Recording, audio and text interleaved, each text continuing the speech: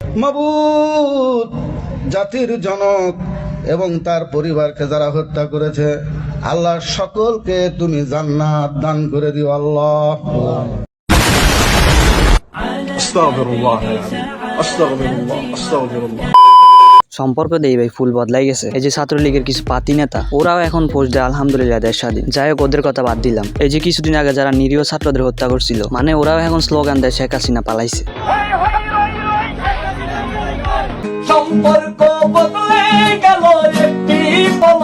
যাই হোক, সবার নিয়ে আবার খারাপ মন্তব্য করা এটিও উচিত না। সবটি তো আর ডেন্ডিখন না। কিছু পুলিশ তো এমনও আছে যে ফ্যামিলির কথা চিন্তা কইরা সরকারের চাপে পড়া কর্তব্য পালন করে। আর যেগুলা ডেন্ডিকর, ওদের কথা বললে তো লাভ নেই। ওরা এমন আর কি, সামনে পিছনে তাকানোর টাইম নেই। এটা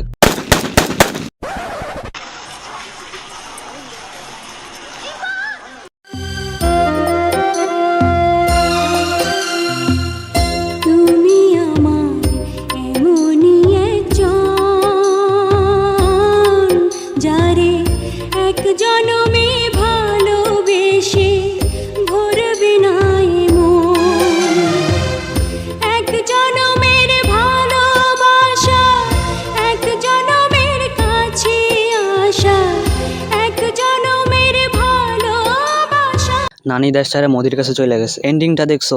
মন ছুঁয়ে যাওয়ার মতো। সে বাংলাদেশ থেকে ইন্ডিয়ায় চলে গেছে মোদির ভালোবাসার টানে। উনি বুঝিয়ে দিলেন চিটিং বাটপারি করার যুগে কিভাবে পূর্ণতা পেতে হয়। আর তুমি কি করছো? বাংলাদেশে থেকেও আমার কাছে আসতে পারলা না। নানুর থেকে কিছু শিখো। তোমার প্রতি আমার এক আকাশ পরিমাণ ঘৃণা।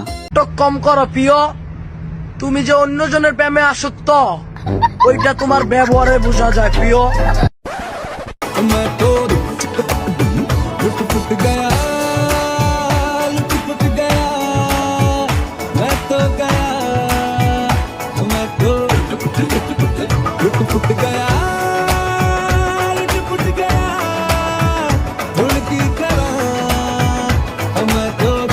ইদানিং দেখতাছি যে গণভবন থেকে সবাই সব লুটপাট করে নিয়ে গেছে। কেউ কেউ তো আছে হাতে মুরগি মাথায় টিভি, সাথে গার্লফ্রেন্ডের লাগে গিফট হিসেবে শাড়িও নিতেছে। এখন অনেকে কইতেছে ভাই আমি কিছু পাই নাই। ধর্মী আমনে একটা বোকা। গণভবনে অবশ্যই টয়লেট আছে, টয়লেটে অবশ্যই বদনা থাকে। আর এটি নিয়ে সোজা চলে আসছে। অন্তত একটা ফোর্স দিতে পারতেন যে আমিও আনছি। এটা আগে তুমি বলবা না? জীবনে বড় ভুল করছি গণভবনে না যাইয়ে। পোলাফাইন কিছু চেয়ার টেবিল নিয়ে ভাগছে। ওই জায়গায় আমি হলে মিয়া সোজা গণভবনের দলিল খুঁজতাম। যার বাবা হারিয়েছে তাদের কষ্ট আর কেউ না বুঝুক, আমি তো বুঝি, কারণ আজকে এই আগস্ট মাস আমার মাকে মেরে ফেলেছে, আমার বাবাকে মেরে ফেলেছে, আমার ছোট ভাই রাসেলকে মেরে ফেলেছে, আমার ভাই কামালকে মেরেছে, কামালকে মেরেছে, আমার ভাইয়ের বোনদেরকে মেরে ফেলেছে, আমার সাসারে মেরেছে, আমার জানারে মেরেছে, আমার কালুরে মেরেছে। তোরে মারা উচিত ছিল শেখ হাসিনা। যাস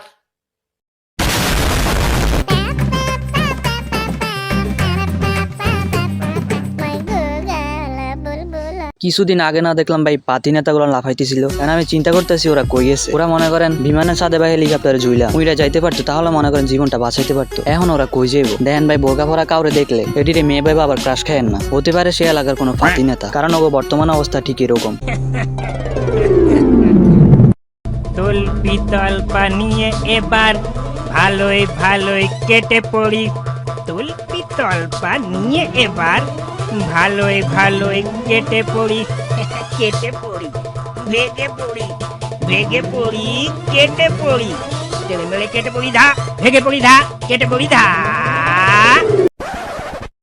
আমি থাকবো না, কি করবি রে বোকা।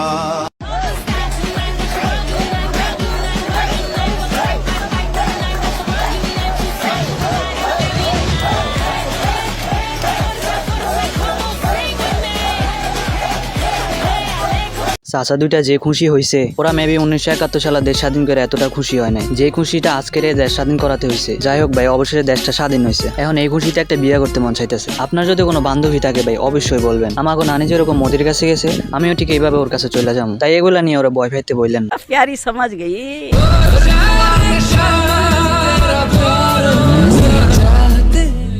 আর আপনাকে একটা ভালো টিক্স দিই, আপনাকে যদি কোনো গার্লফ্রেন্ড থাকে ভাই, তাহলে ওরে নিয়ে এখনই পালান। কারণ মাইয়ার বাপ কোনো মামলা করতে পারবো না, আর পুলিশও নাই যে আপনাকে ওরে খুঁজবো। তাই এটাই উত্তম সুযোগ। যত সম্ভব ভাই ওরে নিয়ে এখনই পালান। সুযোগ একবারই আসে, বারবার না। রাস্তার পাশের চা দোকানে চাইতেছিলাম, পুলিশে কয় আপনি অ্যারেস্ট। আমি জিগেলাম খিল্লিগা, ওরা কয় আমরাও কইতে পারবো না। যদিও এটা নাটক ছিল বাট এটা একদম সত্যি, কারণ এটি নতুন করে বলা লাগতেছে না। কিছুদিন আগে আকাশের উপর দিয়ে একটা হেলিকপ্টার যাইতেছিল, তখনই আবার একটা ছেলে এটি নিচ থেকে দেখতেছিল। এখন ওই হেলিকপ্টারের দিকে তাকাইছিল কেন, এটি লেগে ওরা গ্রেপ্তার করে নিয়ে গেছে। তবে এটি কোনো কথা? হেলিকপ্টার যাচ্ছিল, হেলিকপ্টারকে দেখে সে হাত নাড়া দিয়েছে। হাত নাড়া আমরা যত সাধারণত টাটা বলি, যে টাটা দিয়েছে। এরপরে কিছুক্ষণ পরে তাকে সেখান থেকে অ্যারেস্ট করে নিয়ে আসা হয়েছে।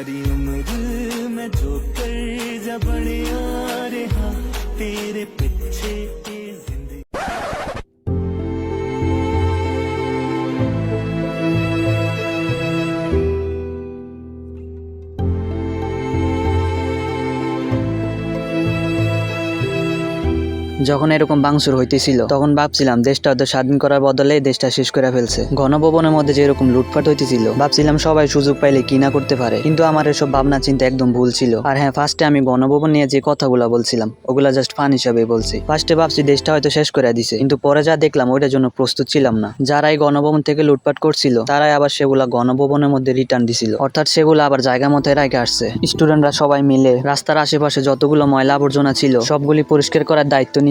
আবার কাঁচা বাজারের দামও অনেক কম ছিল, মেট্রো রেলের টিকিটও আগে থেকে অনেক কমছে। স্টুডেন্টরা রাস্তার ট্রাফিক দায়িত্ব নিজের হাতে নিছিল। সব মিলিয়ে এক মনোমুগ্ধকর দৃশ্য, যেটা আমরা অলওয়েজ দেখতে চাইতাম।